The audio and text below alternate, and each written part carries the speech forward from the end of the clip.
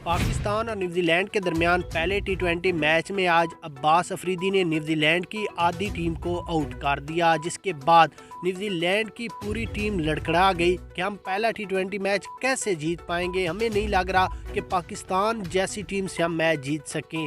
और उसके बाद पाकिस्तान को एक नया शोएब अख्तर मिल गया। आज जिस तरह शोएब अख्तर की कॉपी करके अब्बास अफरीदी ने 150-60 की स्पीड में बॉलिंग कराई तो न्यूजीलैंड बल्लेबाज भी लड़खड़ा गए कि हमें समझ नहीं आ रही कि ये पाकिस्तान को कैसा बॉलर मिल गया है। हम तो शोएब अख्तर से भी इतना नहीं डरते थे जितना हमें ये डरा रहा है।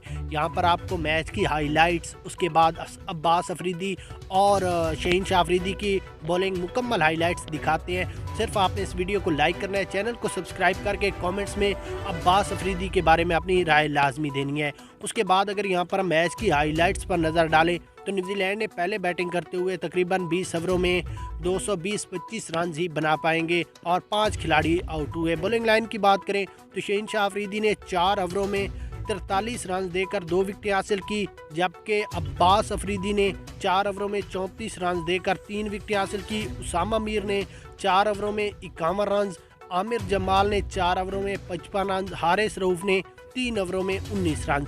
आप बताएं कि इसमें बॉलिंग किस खिलाड़ी की अच्छी है और पाकिस्तान ये मैच जीत पाएगा या नहीं।